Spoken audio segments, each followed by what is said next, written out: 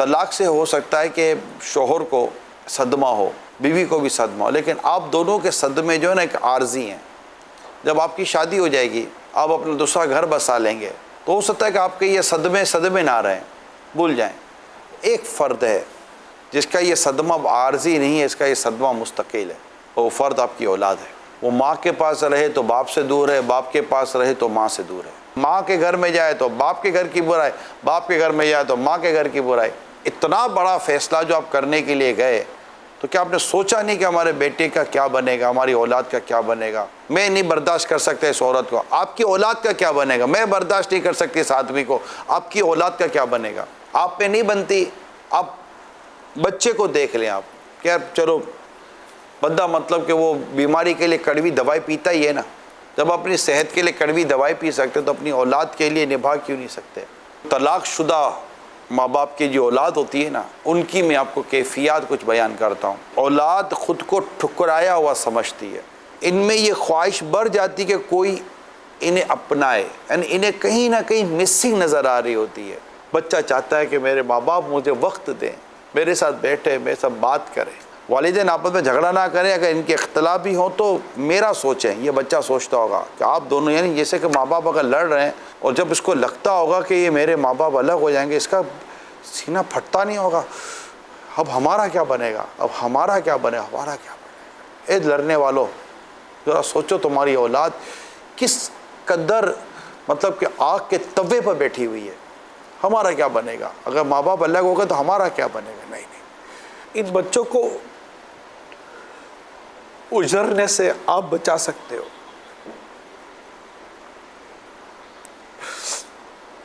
बड़े इन्वॉल्व हो जाओ, आपस में मत लड़ो, अपने खानदान करके बड़े इन्वॉल्व हो जाओ, अपनी अन्ना को फना करें, लड़े नहीं, खुदा का वास्ता देता हूँ मत लड़ो। अगर बहू से तकलीफ़ है और अगर आपने अपने बेटे के कान भरे तो ये आपकी बहू को तो छोड़ तो देगा, लेकिन ज़रा सोचो कि आपके पोते का क्या बनेगा, आपकी पोती का क्या बनेगा, आपके नवासे का क्या बनेगा, कोई नवासी का क्या बनेगा। मैं घर के बड़ों के आगे हाथ छोड़ता हूँ। अपने बच्चों में मोहब्बतें पैदा करने पर ही मेहनत करें। अगर बहू में कोई ख़राबी है तो अपने बेटे के आगे डिक्लेयर ना करें, पी जाएं। अगर दामाद में कोई, बेटे में कोई बुराई है तो बेटी के आगे उसको रुस्वा ना करें, पी जाएं। ये दोनों लड़ेंगे, शैतान खुश होता है, औलाद उजड़ जाती है। इन छोटे बच्चों पर बस, जो अगर आपके घर में हैं, छोटे बच्चों को देखें, ये थोड़े बड़े बच्चों को भी देखें, ये थोड़े समझदार भी हो चुके हैं, ये नौजवान हो गए। बाज़ों के घर 15, 20, 25 साल में टूट जाते हैं। ज़रूरी नहीं है कि चंद दिनों में टूटते हैं या चंद सालों में टूटते हैं, लेकिन जब भी घर टूटता है बच्चे उजड़ जाते हैं। अपनी नस्लों को उजड़ने से बचाइए। कैसे मियाँ बीवी आप यार, कोई कान भर कर चला गया, कोई तीसरा आकर आपको लड़ा कर चला गया, इतने कमज़ोर हैं आप, क्या सारे यूँ लड़ पड़ते हैं? नहीं, कई ऐसे मियाँ बीवी होंगे जिनको इधर उधर के कभी आस पास पड़ोस रिश्तेदारों की तरफ से, घर बार की तरफ से कुछ ना कुछ 19-20 आता होगा। इन्होंने कम तय कर लिया होगा हम दोनों को लड़ना नहीं है।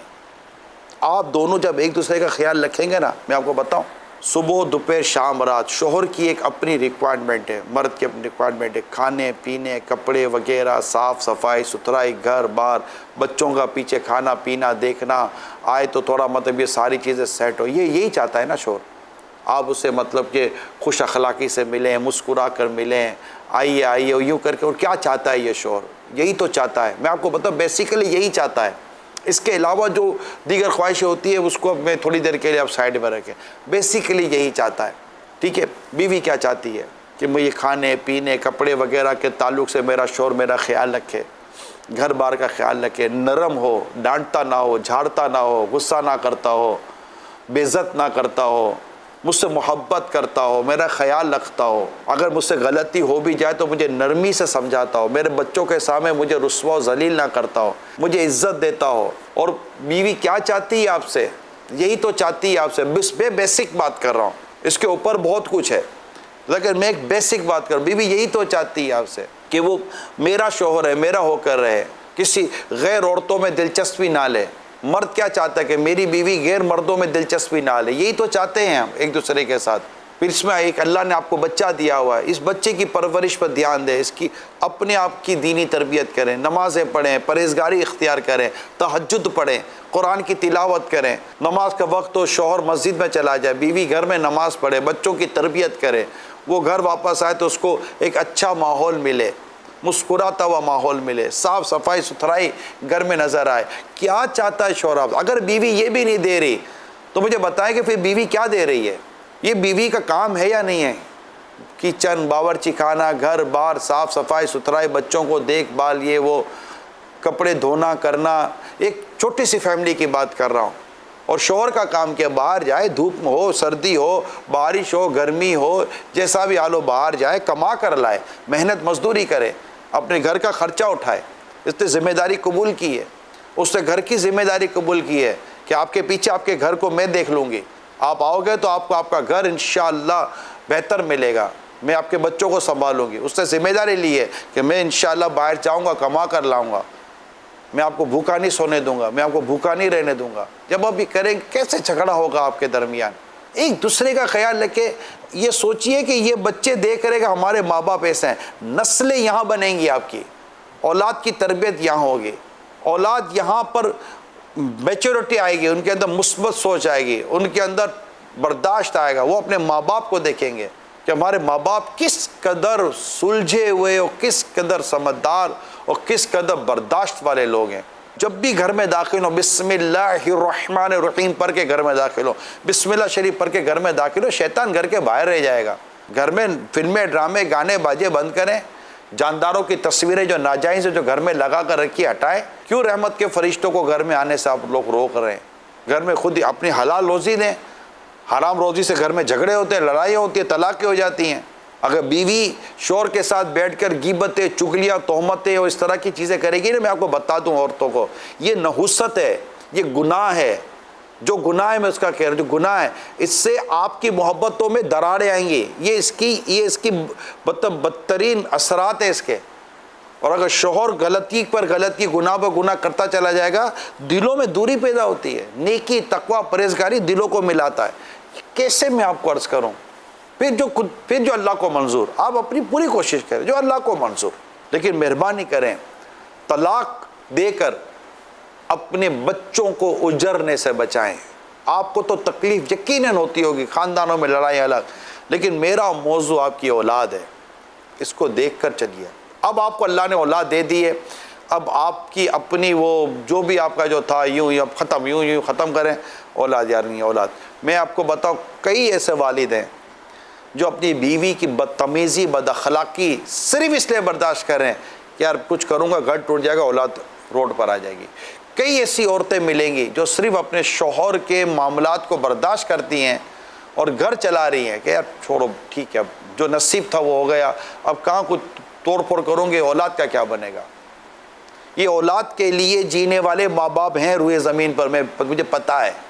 खुदा ना खास्ता ऐसी नौबत आ जाए कि घर टूटने की हो, किसी खौफे खुदा, आशिक रसूल, मुफ्ती इस्लाम के पास बैठ जाएं, हुजूर मैं क्या करूं, मुझे रास्ता बताइए। इधर उधर दोस्तों के पास शेयर करने की ज़रूरत नहीं है, मैं आपको मशवरा दे रहा हूँ। इस्लामी बहनें ये सहेलियों, दोस्तों और घर और ख़ानदान की औरतों के पास मशवरा ना करें। देखें कि उन सुलझा हुआ, खौफ खुदा वाला, समझ रखने वाला और संसार को समझने वाला, अगर कोई ऐसा जानने वाला इल्म जान पहचान वाला है, या औरत है या मर्द है, उलमा से ज़्यादा मैं कहूँगा फ़ायदा होगा। वहाँ उनसे मशवरा करें, वो भी शरीयत के दायरे में रहकर। अल्लाह करे कि आप अपना घर बचाने में कामयाब हो जाएं। लेकिन अब ये कि खुदा ना खास्ता अगर हो ही गई है तो अब ये खाली ये सोच लेना कि छोड़ देगा। मैं तो यही कहूँगा कि जब भी तलाक खुदा ना खास्ता हो जाए तो कोई भी बच्ची फारिग ना रहे, वो अपनी इद्दत वगैरह जो भी शरई काम है वो गुजार कर फ़ौरन दूसरी शादी कर ले, अकेली ना रहे। शौहर भी अकेला ना रहे, दूसरी शादी कर लें। और बच्चों को फिर आप बच्चों का तलाक के बाद भी बच्चों का सोचें, आपस की नफ़रतों को ख़त्म कर। खुदा अल्लाह खैर करे, अब जो होना तो हो गया, अलग की तो हो गई। अब आपस में नफ़रतें करके बच्चों को किस चीज़ की सज़ा दे रहे हैं मस्जिद? बच्चों को तो आपने देखा ही नहीं, बच्चों को देख रहे होते तो आप ये छोड़ते कब? सबका नहीं कहता, बाज़ देख रहे होते लेकिन बस नहीं, चारा नहीं होता। मैं भी मानता हूँ बाज़ों का चारा नहीं होता, तो मैं कह रहा वो सूरतें मौजूद हैं, शरीयत ने एक रास्ता दिया हुआ है, मैं तो उसका इनकार भी नहीं कर रहा हूँ। लेकिन अब चलो जो हो गया, तो बच्चों को तो बच्चों की तो तरबियत पर ध्यान तो सही देना चाहिए ना, क्योंकि बच्चों पर जो तलाक के जो ज़हनी असरात मुरतब होते हैं ना, उनको माहिरीन ने लिखा है कि उसमें गुस्सा आ जाता है, बच्चा डिप्रेशन का मरीज़ हो जाता है, बच्चे में नींद का प्रॉब्लम शुरू हो जाता है, जैसे ये थोड़े बड़े होने के बाद जब इनको शऊर पैदा होना शुरू हो जाता है। इसी तरह तालीम और दीगर मामलात में इनकी तवज्जो कम हो जाती है, ख़ुद को नुकसान पहुंचाने वाले काम करते हैं। बाज़ औक़ात इतनी कदर महरूमी इन पर गालिब आ जाती है कि बदकिस्मती के साथ नशे की लत में पड़ जाते हैं और फिर इंतहाई जारहियाना रवैया भी अख्तियार कर लेते हैं बच्चे। तो इन तमाम चीज़ों पर आपने गौर करना है।